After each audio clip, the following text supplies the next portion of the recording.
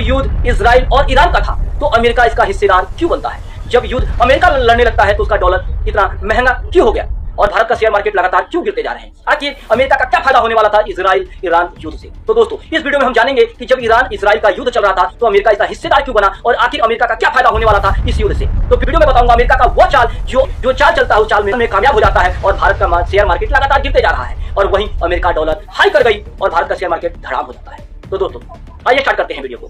Middle east में तनाव बढ़ रहा है। इजराइल ईरान और यूनाइटेड स्टेट अमेरिका इस समय आमने सामने है, लेकिन बड़ा सवाल जब युद्ध वहां हो रहा है तो भारत इसका भुगतान क्यों कर रहा है? आखिर भारतीय शेयर मार्केट इसमें धड़ाम क्यों हो रहा है?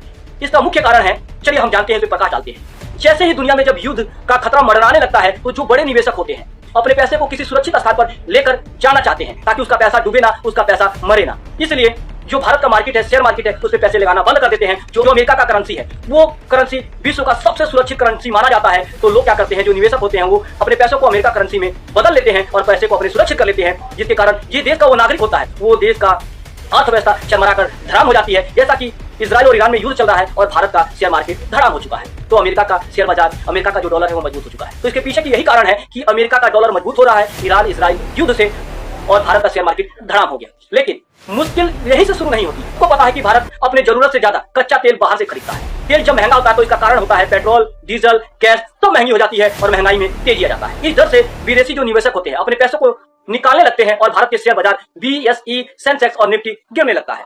अब हम जानते हैं कि जब इजराइल ईरान अपने आपस में लड़ रहे थे तो भाई अमेरिका क्यों कूद पड़ा? आखिर अमेरिका का क्या फायदा होने वाला था? दोस्तों जब हम एक पड़ोसी दूसरे पड़ोसी से लड़ते हैं तो नुकसान हम दोनों का होता है। फिर हम लास्ट में क्या करते हैं, 2-4 दिन मुंह फुलाकर बैठे रहते हैं और बाद में क्या करते हैं कि समझौता कर लेते हैं।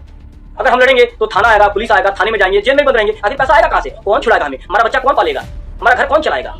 लेकिन अगर वहीं एक तीसरा पर्सन आता है, तीसरा पड़ोसी आता है, कहता भाई तुम दोनों पीछे मत हटना, आपका घर का सारा खर्चा मैं देख लूंगा, अगर आप जेल में जाते हो तो मैं आपको छुड़ा भी दूंगा। अगर कोई आपत विपत आता है तो उसमें मैं साथ खड़ा हूं। तो लड़ने में और दिलचस्पी आता है, हम घुसते जाते हैं, लड़ते जाते हैं, जैसा इजराइल और ईरान कर रहे हैं। और फायदा जो तीसरा होता है वो उठा लेता है अमेरिका। अब अमेरिका की जानती है अमेरिका का क्या फायदा था? दोस्तों जैसा मैंने बताया, पड़ोसी जब आपस में लड़ते हैं तो फायदा तीसरा उठाता है। तो इसका फायदा अमेरिका ऐसे उठा रहा है कि जब एक बड़े स्तरीय पे, जब देश लेवल पे युद्ध होता है तो युद्ध को लड़ने के लिए हथियार की जरूरत होती है। और आप सबको पता है कि हथियार सबसे ज्यादा जो बेचता है वो अमेरिका बेचता है। पूरे विश्व में अगर कोई देश हथियार को खरीदता है तो वो ज्यादातर अमेरिकन जो हथियार है, अमेरिकन मिसाइल है, अमेरिकन बम है, वो खरीदे जाते हैं।